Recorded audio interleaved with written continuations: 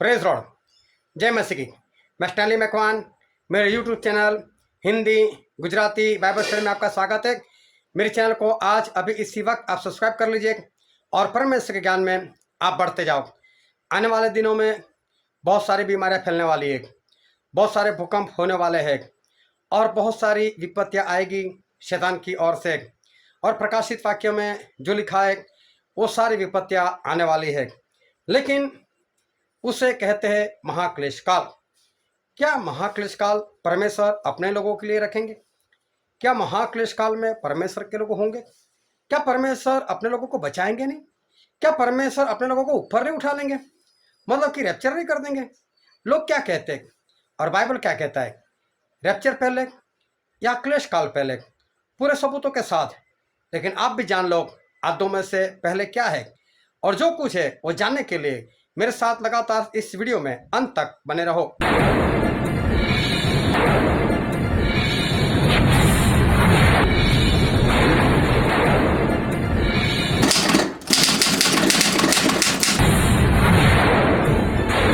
Pastor जी, praise Lord, मैं आ गया। आपने बोला था ना पूरा बाइबल पढ़ कर आना। मैंने पूरा बाइबल पढ़ लिया पास्टर जी। अब आप बताओ कि पहले क्लेश काल या पहले रैप्चर मल्ली उठाई जाएगी? अब बताओ। Praise Lord, praise Lord. आप कह रहे थे ना कि बाइबल सभी के लिए है, और मैं कह रहा था नहीं, सिर्फ विश्वासी लोगों के लिए। और आपने भी तो बाइबल पूरा नहीं पढ़ा था, जबकि आप अपने आप को विश्वासी समझ रहे थे। जी हाँ पास्टर जी, समस्या यही है, लोग आजकल बाइबल पढ़ते नहीं हैं और यूट्यूब पर बस वीडियो देखते रहते हैं, किसी भी प्रचारक का कुछ भी सुन लेते हैं और गलत शिक्षा में फंसते जाते हैं, जैसे आप भी फंसे हुए हो। जी पास्टर जी, अब महाक्लेश काल पहले है या रैप्चर पहले, वो बताने से पहले मैं आपको कुछ और बात सिखाना चाहता हूँ, जिससे आप ये बात अच्छी तरह से समझ सको। ओके पास्टर जी, एक सवाल पूछता हूँ, क्या मूसा ने मिस्र से इज़राइल प्रजा को आज़ाद करवाया था या नहीं? जी हाँ, हाँ सर जी, ऐसा ही है। क्या वही इज़राइलियों ने मूसा को परेशान किया था ना? हाँ हाँ पास्टर जी, एक बार वो लोग मूसा को पत्थर मारने के लिए खड़े हो गए थे, और एक बार तो मालूम है ऐसा बोल दिया, मूसा नहीं चाहिए हमको अगुआ, एक दूसरा अगुआ बना देते। एक बार तो ऐसा भी बोल दिया था इन लोगों ने। अरे एक बार तो सर जी, मूसा के जरिए जिन लोगों का अभिषेक हुआ था, मूसा के जरिए जो लोग आगे बढ़ गए थे, वही मूसा के विरोध में आ गए थे और मूसा को बोलते हैं तू क्यों हमारा अगुआ बनकर बैठा है? हाँ पास्टर जी, ये लोग तो बहुत विरोध करते थे, आते थे इस तरह से मूसा के विरोध में खड़े होकर। ओह सच में आपने बाइबल पढ़ लिया है पूरा। यिर्मयाह जो भविष्यवक्ता थे, उन्होंने इज़राइल को बचाना चाहा, लेकिन इज़राइल ने उनको भी परेशान किया या नहीं? हाँ हाँ, उनको तो बहुत परेशान किया था। अरे वो क्या, एलिया कितने अच्छे भविष्यवक्ता थे, और उनको मारने के लिए दौड़े थे ना इज़राइल के लोग। तो वो इससे पहले बोल दिया था मार दो उसको, ख़त्म कर दो। अरे मिकाया जो थे ना, उसको थप्पड़ लगा दिया था। और जो हनानी थे, जो आसा राजा के पास गए थे, उनको तो जेल में डाल दिया था। अरे इन्होंने किसी को नहीं छोड़ा, सभी भविष्यवक्ता को इनको बहुत परेशान किया, मारा है, मार भी दिया है। क्या बात है, बाइबल पढ़ तो लिया लेकिन याद भी रखा है आपने तो। हाँ तो पास्टर जी, चलो अब नए नियम में आते हैं। पौलुस, पतरस, यूहन्ना और याकूब, स्टेफनोस, ये सभी लोग भी सताए गए या नहीं? इनको भी लोगों ने परेशान किया है ना। सताए जाने की बात छोड़ो, सभी लोगों को बहुत परेशान किया है। और प्रभु यीशु के चेले सभी देखो, याकूब को तलवार से मार दिया गया था, उनकी गर्दन उड़ा दी गई थी। पौलुस को कितनी बार जेल में डाला, आखिर में उनका भी सर काट दिया। कितनी बार उनको कोड़े से मारे गए, उनका जहाज भी टूट गया, उनको भी बहुत परेशान किया। पतरस को तो क्रूस पर उल्टा लटका दिया था, उनको भी इस तरह से मार दिए थे, वो भी बार बार जेल में गए थे। और यूहन्ना देखो, उनको भी कितना सताया गया, भूखे प्यासे मर गए। ये यूहन्ना जिन्होंने प्रकाशित वाक्य लिखा, मालूम है पहले तो उनको जहर दिया गया था, लेकिन कुछ नहीं हुआ। फिर उबलते तेल की कढ़ाई में डाल दिए गए थे उनको, फिर भी कुछ नहीं हुआ, परमेश्वर ने उनको बचा लिया। तब जाकर उनको पात्मस नाम के टापू के ऊपर उनको छोड़ दिया था भूखा प्यासा मरने के लिए। उसको काला पानी की सज़ा बोलते थे, ये हुई थी उनको। सही में सभी लोगों की मौत बहुत दर्दनाक हुई है। आपने तो बहुत कुछ जान लिया, वाह क्या बात है जी पास्टर जी। लो अब ये एक वचन पढ़ो, क्योंकि जब वे हरे पेड़ के साथ ऐसा करते हैं तो सूखे के साथ क्या कुछ न किया जाएगा। अब बताओ ये वचन क्या कहना चाहता है। ये वचन तो ऐसा कहना चाहता है कि प्रभु यीशु ऐसा कहते हैं कि मैं हरा पेड़ हूँ, हरा पेड़, मैं फला फूला हुआ ऐसा पेड़। प्रभु यीशु बोलते हैं मुझे नहीं छोड़ा, मतलब मुझे जला दिया, मुझे ख़त्म कर दिया, मुझे मार दिया, तो आपका क्या होगा, मतलब हम तो सूखे पेड़ के समान। तो जब उनको नहीं छोड़ा तो हम कैसे बचेंगे, हमको भी तो मारेंगे, हम भी तो सताए ही जाएंगे। ये कहना चाहता है ये वचन, मतलब हम सताए जाएंगे। जी हाँ, वचन तो यही कहना चाहता है। लो एक वचन और पढ़ो, दूसरा तिमोथी उसका 3रा अध्याय वचन 12। पर जितने मसीह यीशु में भक्ति के साथ जीवन बिताना चाहते हैं वे सब सताए ही जाएंगे। ये वचन क्या कहता है बताओ। ये वचन ऐसा कहना चाहता है कि अगर हम सच्चाई से खड़े होकर परमेश्वर के वचन की अगुवाई में चलेंगे, उनके अनुसार ही करेंगे, तो हम सताए ही जाएंगे, मतलब हमारी सताहट होगी होगी, ऐसा वचन कहना चाहता है। मतलब क्लेश हमारे लिए है ही, हाँ है ही। एक वचन और बताता हूँ, उसे भी पढ़ो, यूहन्ना उसका 16वां अध्याय वचन 33। मैंने ये बातें तुमसे इसलिए कही है कि तुम्हें मुझ में शांति मिले। संसार में तुम्हें क्लेश है, परंतु ढाढ़स बांधो, मैंने संसार को जीत लिया है। अब ये वचन क्या कहना चाहता है।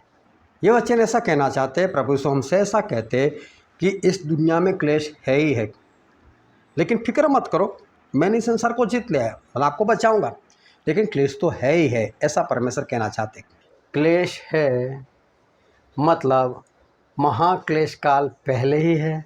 क्लेश काल पहले, अब बोलो ठीक है, ठीक है, थोड़ा बहुत क्लेश हो सकता है, लेकिन वो तो महाक्लेश काल है, उसमें तो हम नहीं होंगे ना। मत्स्य का विरोधी मतलब एंटी क्राइस्ट आएगा, झूठा भविष्यवक्ता आएगा, बड़े बड़े चमत्कार करेगा, आसमान से आग गिरा कर बताएगा, मूर्ति बनवाएगा, जबरदस्ती करेगा, उसकी आराधना करवाएगा, जो कोई मूर्ति ना बनवाए उसकी आराधना ना करे उसको मरवा देगा। यही है ना महाक्लेश काल। हाँ हाँ हाँ, वही है क्लेश काल, महाक्लेश काल। तो सुनो, एक बार आज का जो इराक है उसका राजा नबुकदनेस्सर, जो पूरे वर्ल्ड के ऊपर राज कर रहा था, और वो कई लोगों को बंदी बनाकर अपने देश में भी ले गया था। वहाँ पर दानिएल भी गए थे, वो भी बंदी थे, लेकिन परमेश्वर उनको वहाँ अच्छी जॉब दिला दी। फिर दानिएल के 3 मित्र भी थे, शद्रक मेशक अबेदनगो, उनके पास भी अच्छी जॉब थी जो दानिएल ने दिलवाई थी। लेकिन नबुकदनेस्सर राजा ने वहाँ पर एक बड़ी मूर्ति बनाई और कानून बना दिया कि जो कोई इस मूर्ति की पूजा ना करे उसको आग की भट्ठी में डाल दिया जाएगा। और उस वक्त ये शद्रक मेशक अबेदनगो तीनों पकड़े गए। जो तीनों पकड़े गए तो उनको राजा के सामने लेकर आए। तो राजा ने बोला कि क्या तुम मेरी बनाई हुई मूर्ति की पूजा नहीं करते। तो देखो, जब वीणा बजने लगे, तुरही बजने लगे, बाजे बजने लगे, तो आप लोगों को मेरी बनाई हुई मूर्ति की पूजा करनी है, और अगर आप मेरी बनाई हुई मूर्ति की पूजा नहीं करोगे तो आपको बचा सके ऐसा कोई परमेश्वर है क्या। तो शद्रक मेशक अबेदनगो ने ऐसा बोल दिया कि राजा, पहले तो हम आपको उत्तर देना ही नहीं चाहते, लेकिन चलो बता ही देते, हमारे परमेश्वर हमको इस आग की भट्टी से बचा सकते हैं, लेकिन अगर बचाना ना भी चाहे तो भी हम इस मूर्ति की पूजा नहीं करेंगे। राजा क्रोधायमान हो गया, बोले भट्टी को 7 गुना गर्म करो। 7 गुना गर्म कर दी गई। 3 पहलवानों को बुलाया, इनको बांधो, उठाओ और डाल दो उस आग की भट्टी में। 3 पहलवानों ने उठाकर उनको बांधकर शद्रक मेशक अबेदनगो को आग की भट्टी में डाल दिया। वो पहलवान बाहर ही झुलस कर मर गए, लेकिन तीनों अंदर बचाए गए। मैं बोलता हूँ, क्या ये महाक्लेश काल नहीं हो? लेकिन फिर भी वो महाक्लेश काल हमारे लिए नहीं हो सकता। चलो बताओ, आप कैसे कह सकते हो? अब आप एक वचन पढ़ो, मत्ती 27 और 24 और 25 वचन पढ़ो। जब पिलातुस ने देखा कि कुछ बन नहीं पड़ता परंतु इसके विपरीत हुल्लड़ होता जाता है, तो उसने पानी लेकर भीड़ के सामने अपने हाथ धोए और कहा, मैं इस धर्मी के लहू से निर्दोष हूँ, तुम ही जानो। सब लोगों ने उत्तर दिया कि इसका लहू हम पर और हमारे संतान के सर पर हो।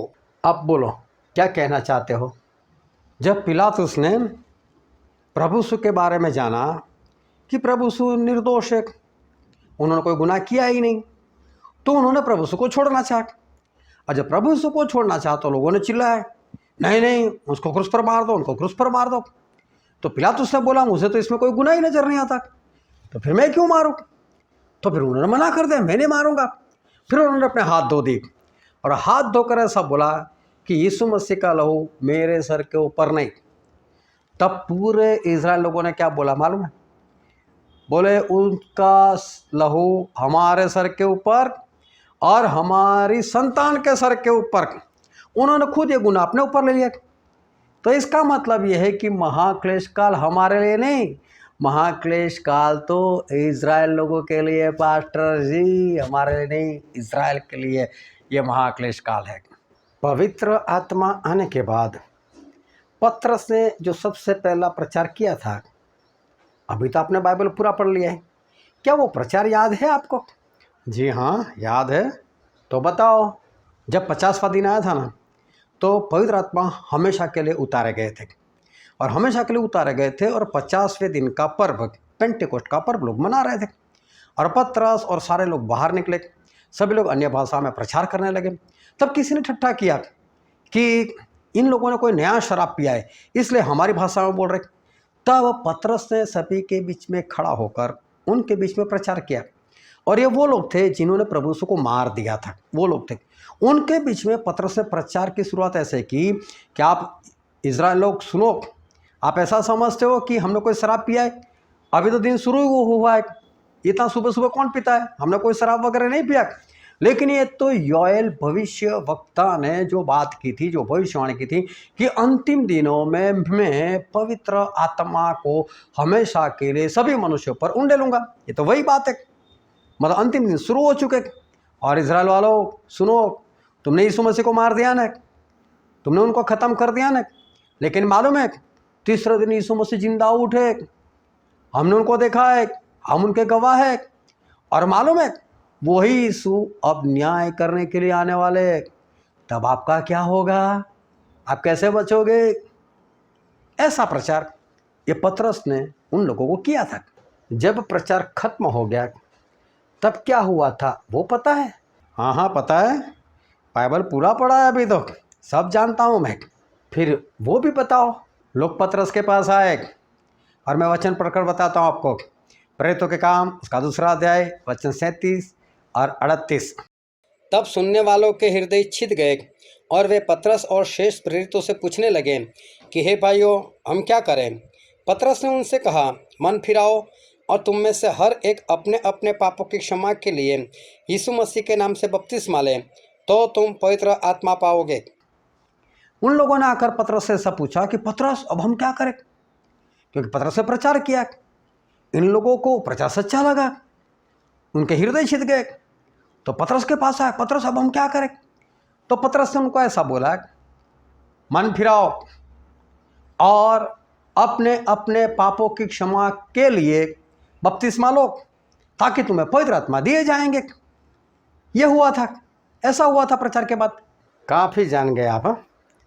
लेकिन एक सवाल है, उसके बाद में ऐसा हुआ था कि जिन लोगों ने वचन सुना था उसमें से 3000 लोगों ने पतरस की बात मान ली और उन्होंने बपतिस्मा लिया और वो लोग पतरस के साथ जुड़ गए। काफ़ी जान गए आप, हाँ? लेकिन एक सवाल है, क्या वो 3000 लोग जिन्होंने पतरस की बात सुनकर बपतिस्मा लिया, क्या वो बचाए गए? जी हाँ, ऑफ कोर्स बचाए ही जाएंगे। जब वचन माना तो पक्की बात है, वो बचाए ही गए होंगे। हाँ हाँ, बिल्कुल पक्की बात, वो लोग बचाए ही गए। तो अब आप सुनो, आपने कहा ना कि ये लोग बचाए गए, तो उन लोगों ने, इज़राइल के लोगों ने ऐसा कहा था कि यीशु का लहू हमारे सर और हमारे संतानों के सर। और देखो वही लोग उन पर्व में थे, पत्र से प्रचार में वही किया ना, आप लोगों ने मार दिया यीशु को और फिर वही लोग बचाए गए ना। आपने भी कबूल किया ना कि वो लोग बचाए गए, तो परमेश्वर ने उनको क्यों बचाया? ओह हाँ, हाँ जी हाँ। क्या परमेश्वर ने उनसे बदला लिया? नहीं जी, नहीं लिया। जिन लोगों ने खुद यीशु मसीह को मार दिया, जोरों जोरों से चिल्लाए, इसको क्रूस पर मार दो, इसको क्रूस पर मार दो। पिलातुस ने तो छोड़ रहा चाह, बोले धर्मी है, मुझे इसमें कोई गुनाह नहीं दिखाई देता, लेकिन फिर भी लोग चिल्लाते रहे, मार दो, क्रूस पर मार दो। फिर पिलातुस ने कहा कि इसके अंदर कोई गुनाह नहीं है, फिर भी ये चिल्ला रहे, नहीं मार दो, मार दो। पिलातुस ने छोड़ना चाह कि क्या मैं एक कैदी को जो छोड़ना होता है इन दिनों में, क्या मैं छोड़ दूं यीशु को? बोले नहीं, बरब्बा को छोड़ दो। उन्होंने बरब्बास को मांग लिया। और फिर भी वही लोगों को परमेश्वर ने बचाया कि नहीं? तो सोचो, जिन संतानों ने कुछ किया ही नहीं, क्या परमेश्वर उनसे बदला लेंगे? जब इनसे बदला नहीं लिया, तो जिन लोगों ने कुछ किया ही नहीं, क्या उनसे परमेश्वर बदला लेंगे? और आप बिल्कुल सच कह रहे हो, परमेश्वर ऐसा नहीं कर सकते। अब बताओ, क्या महाक्लेश काल इज़राइल लोगों के लिए है? नहीं नहीं नहीं, ये तो मेरी गलतफहमी थी, सच में मेरी गलतफहमी है। अब बोलो, महाक्लेश काल पहले या रैप्चर पहले? नहीं, डाउट तो अभी भी है। एक वचन पढ़कर बताता हूँ, दूसरा थिस्सलुनीकी उसका 2 अध्याय वचन 1 से 3। हे भाइयों, अब हम अपने प्रभु यीशु मसीह के आने और उसके पास अपने इकट्ठे होने के विषय में तुमसे विनती करते हैं कि किसी आत्मा या वचन या पत्र के द्वारा, जो कि मानो हमारी ओर से हो, यह समझकर कि प्रभु का दिन आ पहुंचा है, तुम्हारा मन अचानक अस्थिर न हो जाए और न तुम घबराओ। किसी रीति से किसी के धोखे में न आना, क्योंकि वह दिन तब तक न आएगा जब तक धर्म का त्याग न हो ले और वह पाप का पुरुष अर्थात विनाश का पुत्र प्रकट ना हो। यहाँ पर लिखा है धर्म का त्याग हो जाएगा, मतलब धर्मी लोग उठाए जाएंगे। मतलब धर्मी लोग मतलब परमेश्वर के लोग, मतलब कलीसिया उठाई जाएगी, मतलब रैप्चर पहले। अरे ये जो शब्द है धर्म का त्याग होगा, इसका मतलब धर्मों को लेकर जो मान्यताएं है वो सारी चली जाएगी, ये उसका मतलब है। और यही वचन 2 थिस्सलुनीकी 2 अध्याय 1 से 3 वचन मैं कहता हूँ, आप एक बार फिर से पढ़ो। हे भाइयों, अब हम अपने प्रभु यीशु मसीह के आने और उसके पास अपने इकट्ठे होने के विषय में तुमसे विनती करते हैं कि किसी आत्मा या वचन या पत्र के द्वारा, जो कि मानो हमारी ओर से हो, यह समझकर कि प्रभु का दिन आ पहुंचा है, तुम्हारा मन अचानक अस्थिर न हो जाए और न तुम घबराओ। किसी रीति से किसी के धोखे में न आना, क्योंकि वह दिन तब तक न आएगा जब तक धर्म का त्याग न हो ले और वह पाप का पुरुष अर्थात विनाश का पुत्र प्रकट ना हो। यहाँ पर जो लिखा है उसका मतलब ऐसा होता है कि प्रभु यीशु के आने के दिन, बोले उस दिन के बारे में धोखा मत खाना, कोई भरमाए तो भरमाना मत।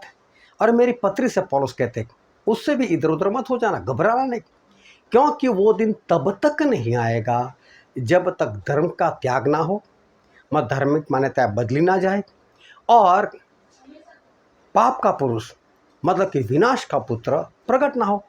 यह एंटीक्राइस्ट के बारे में लिखा है, जब तक वो प्रकट नहीं होगा उससे पहले प्रभु यीशु का आना नहीं होगा। मतलब यहाँ पर स्पष्ट है कि पहले एंटीक्राइस्ट आएगा, उसके बाद में ही प्रभु यीशु आएंगे। अब पता चला, पहले प्रभु यीशु नहीं आएंगे, पहले मसीह का विरोधी आएगा। हाँ, पहले तो एंटीक्राइस्ट ही है, फिर प्रभु यीशु आते हैं, सच है। देखो और भी मैं बताता हूँ, मत्ती रचित सुसमाचार उसका 24वां अध्याय, और हम पढ़ते पहले वचन से लेकर उसके 14 वचन तक। जब यीशु मंदिर से निकलकर जा रहा था तो उसके चेले उसको मंदिर की रचना दिखाने के लिए उसके पास आए। उसने उनसे कहा, क्या तुम यह सब नहीं देखते? मैं तुमसे सच कहता हूँ, यहाँ पत्थर पर पत्थर भी न छूटेगा जुटाया न जाएगा। और जब वह जैतून पहाड़ पर बैठा था तो चेलों ने अलग उसके पास आकर कहा, हमसे कहे कि ये बातें कब होगी और तेरे आने का और जगत के अंत का क्या चिन्ह होगा। यीशु ने उनको उत्तर दिया, सावधान रहो, कोई तुम्हें न भरमाने पाएंगे, क्योंकि बहुत से ऐसे होंगे जो मेरे नाम से आकर कहेंगे कि मैं मसीह हूँ और बहुतों को भरमाएंगे। तुम लड़ाइयों और लड़ाइयों की अफवाह सुनोगे। देखो, घबरा न जाना, क्योंकि इनका होना अवश्य है, परंतु उस समय अंत न होगा। क्योंकि जाति पर जाति और राज्य पर राज्य चढ़ाई करेगा और जगह जगह अकाल पड़ेंगे और भूकंप होंगे। ये सब बातें पीड़ाओं का आरंभ होंगी। तब वे क्लेश दिलाने के लिए तुम्हें पकड़वाएंगे और तुम्हें मार डालेंगे, और मेरे नाम के कारण सब जातियाँ के लोग तुमसे बैर रखेंगे। तब बहुत तेरे ठोकर खाएंगे और एक दूसरे से बैर रखेंगे, और बहुत से झूठे भविष्यवक्ता उठ खड़े होंगे और बहुतों को भरमाएंगे, और अधर्म के बढ़ने से बहुतों का प्रेम ठंडा हो जाएगा। परंतु जो अंत तक धीरज धरे रहेगा उसी का उद्धार होगा। और राज्य का यह सुसमाचार सारे जगत में प्रचार किया जाएगा कि सब जातियों पर गवाही हो, तब अंत आ जाएगा। यहाँ पर सारी बातें लिखी। प्रभु से ऐसा बोल रहे हैं कि भरमाने वाले आएंगे, झूठे भविष्यवक्ता आएंगे, बीमारियाँ फैलेगी, लड़ाइयाँ होगी, लड़ाइयों की चर्चा होगी, मेरे नाम के कारण लोग आपको सताएंगे, मार देंगे, ख़त्म कर देंगे, जेल में डालेंगे। ये सारी बातें लिखी है। और लोगों का प्रेम ठंडा हो जाएगा, अंधकार बढ़ जाएगा। ये सारी बातें यहाँ पर लिखी है। उसके बाद मैं पढ़ता हूँ मत्ती उसका 24वां अध्याय और 15 से लेकर 28 वचन तक। तो जब तुम उस उजाड़ने वाली घृणित वस्तु को, जिसकी चर्चा दानियेल भविष्यवक्ता के द्वारा हुई थी, पवित्र स्थान में खड़ी हुई देखो, जो पड़े वह समझे। तब जो यहूदिया में हो वे पहाड़ों पर भाग जाए, जो कोठे पर हो वह अपने घर में से सामान लेने को न उतरे, और जो खेत में हो वह अपना कपड़ा लेने को पीछे न लौटे। उन दिनों में जो गर्भवती और दूध पिलाती होगी उनके लिए हाय हाय। और प्रार्थना किया करो कि तुम्हें जाड़े में या शब्द के दिन भागना न पड़े, क्योंकि उस समय ऐसा भारी क्लेश होगा जैसा जगत के आरंभ से न अब तक हुआ और न कभी होगा। और यदि वे दिन घटाए न जाते तो कोई मनुष्य न बचता, परंतु चुने हुए के कारण वे दिन घटाए जाएंगे। उस समय यदि कोई तुमसे कहे कि देखो मसीह यहाँ है या वहाँ है, तो प्रतीति न करना, क्योंकि झूठे मसीह और झूठे भविष्यवक्ता उठ खड़े होंगे और बड़े चिन्ह और अद्भुत काम दिखाएंगे कि यदि हो सके तो चुने हुओं को भी भरमा दें। देखो, मैंने पहले से तुमसे यह सब कुछ कह दिया है। इसलिए यदि वे तुमसे कहे कि देखो वह जंगल में है, तो बाहर ना निकल जाना। देखो वह कोठरियों में है, तो प्रतीति न करना, क्योंकि जैसे बिजली पूर्व से निकलकर पश्चिम तक चमक जाती है, वैसा ही मनुष्य के पुत्र का आना भी होगा। जहाँ लोथ हो वहीं गिद्ध इकट्ठे होंगे। फिर यहाँ पर लिखा है मसीह का विरोधी आएगा। ये उजाड़ने वाली घृणित वस्तु मतलब मसीह का विरोधी। बोले वो आए तो भाग जाना, और जो यहूदिया में है वो पहाड़ों के ऊपर चला जाए, और जो लोग छत के ऊपर हो वो घर में अपना सामान लेने के लिए ना आए, वहीं से भाग जाए। जो खेत में काम कर रहा हो वो अपना कपड़ा पहनने के लिए ना रुके, वहीं से भाग जाए। क्योंकि ऐसे विपत्ति आएगी जैसे आदम से लेकर अभी तक नहीं आई, ऐसी भारी विपत्ति आएगी। बोले भाग जाना। लोग आपसे कहेंगे कि देखो वो मतलब यीशु वो तो जंगल में है, तो बोले जंगल में देखने के लिए मत जाना। बोलेंगे कोठरी में है तो वहाँ पर भी मत जाना, लेकिन आप भाग जाना, किसी के ऊपर विश्वास मत करना। ये सारी बातें यहाँ तक लिखी। उसके बाद 29 से 31 पढ़ते। उन दिनों के क्लेश के बाद तुरंत सूर्य अंधियारा हो जाएगा और चांद का प्रकाश जाता रहेगा और तारे आकाश से गिर पड़ेंगे और आकाश की शक्तियाँ हिलाई जाएगी।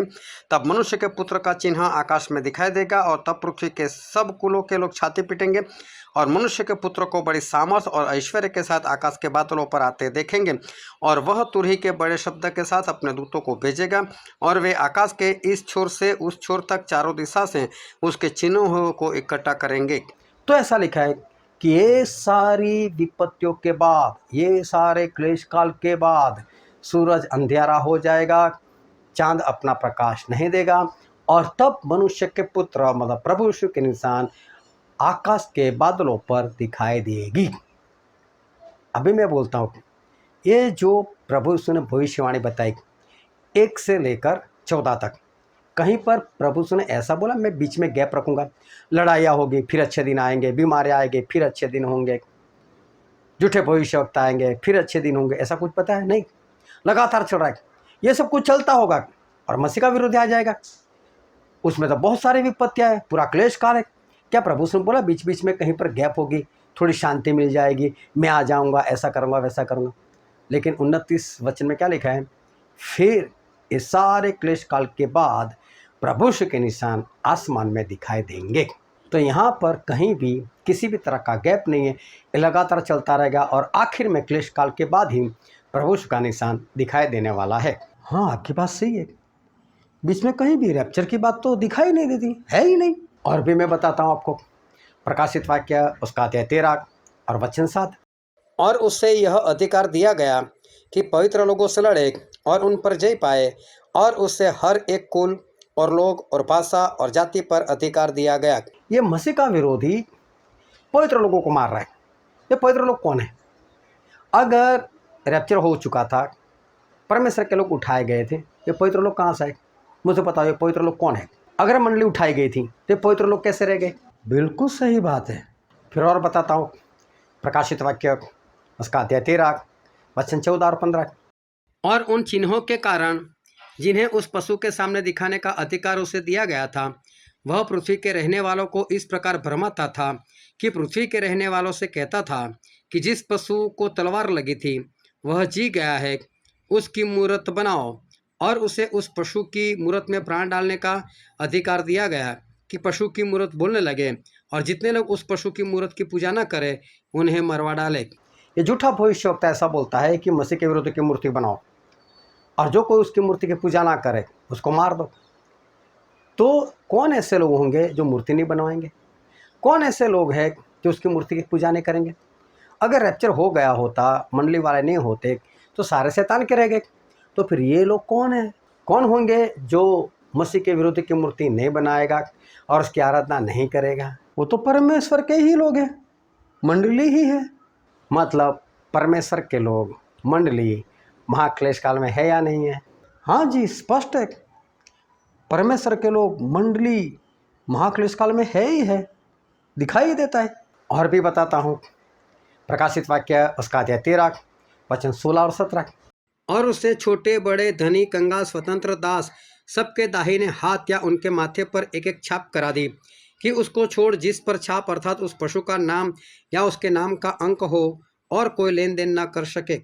ये अपनी मुहर निकालेगा मसीह का विरोधी, जो हमको यहाँ पर लेनी है या तो इस दाहिने हाथ पर लेनी है। और जो कोई मुहर ना ले उसके साथ लेन देन बंद। वो जॉब नहीं कर पाएगा, कारोबार नहीं कर पाएगा, कुछ खरीद नहीं पाएगा, कुछ बेच नहीं पाएगा।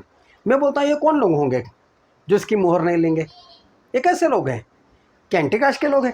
कौन होंगे जो मसीह के विरोधी की मुहर नहीं लेगा? हाँ हाँ, बिल्कुल सही, यही परमेश्वर के लोग, यही मंडली है। कोई रैप्चर नहीं हुआ है, ये लोग है एक महाक्लेश काल में। अगर परमेश्वर के लोगों का रैप्चर हो चुका है तो फिर ये लोग कौन है? नहीं नहीं, इस बातों का तो स्पष्ट मतलब है, रैप्चर हुआ ही नहीं है पहले। और भी बताता हूँ मैं, प्रकाशित वाक्य उसका अध्याय 20 वचन 4 पढ़ो। फिर मैंने सिंहासन देखे और उन पर लोग बैठ गए और उनको न्याय करने का अधिकार दिया गया, और उनकी आत्माओं को भी देखा जिनके सर यीशु की गवाही देने और परमेश्वर के वचन के कारण काटे गए थे, और जिन्होंने न उस पशु की और न उसकी मूरत की पूजा की थी और न उसकी छाप अपने माथे और हाथों पर ली थी। वे जीवित होकर मसीह के साथ 1000 वर्ष तक राज्य करते रहे। अब मैं सवाल करता हूँ, कैसे लोग जिंदा हुए?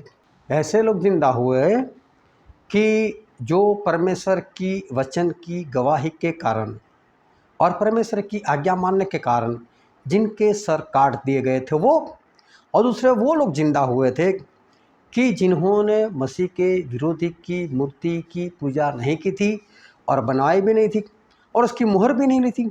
ऐसे लोग जिंदा हुए, स्पष्ट ही लिखा है। मतलब वो सभी लोग महाक्लेश काल में थे या नहीं? हाँ जी, सभी थे ही। तो अब बताओ, महाक्लेश काल पहले या रैप्चर? महाक्लेश काल पहले। रैप्चर कब होगा? महाक्लेश के बाद। आप समझे? तो फिर लोग ऐसा क्यों कहते हैं कि महाक्लेश काल के पहले रैप्चर हो जाएगा, रैप्चर पहले मंडली उठाई जाएगी? क्यों ऐसा कहते हैं? कुछ शैतान की संस्थाएं काम कर रही है। उन लोगों ने 1830 में उस वक्त के जो बड़े बड़े पास्टर थे ना, उनको पैसा देकर ये बाइबल की शिक्षा उलट कर दी, और उन लोगों ने ऐसा सिखाना शुरू कर दिया कि महाक्लेश काल के पहले मंडली उठाई जाएगी। और लोग ऐसा समझेंगे कि महाक्लेश काल हमारे लिए है ही नहीं, लोग बिंदास रहेंगे, हमको कौन सी बात सहन करनी है, हमको मोहर की क्या ज़रूरत, ये क्यों वो क्यों। वो तो सोचेंगे हमको एंटिक्राइस्ट के क्या क्या लेना देना, हमें प्रकाशित वाक्य से क्या लेना देना, वो तो कुछ सीखेंगे नहीं। और अचानक से जब उनके ऊपर आ पड़ेगी, कैसे मर जाएंगे वो कैसे मारे जाएंगे, क्योंकि मसीह में सही से चलते नहीं थे, उनको तो ऐसा ही था, हम तो उठा लिए जाएंगे। तो बहुत लोग नरक में चले जाए ना, इसलिए पैसा देकर ये शिक्षा बदल दी गई। मेरे पास इसका सबूत नहीं है, लेकिन मुझे पक्का मालूम है ऐसा हुआ है। अच्छा, ऐसा है। और भी बहुत से वचन हैं जो ये साबित करते हैं कि महाक्लेश काल पहले है और रैप्चर आखिर में है।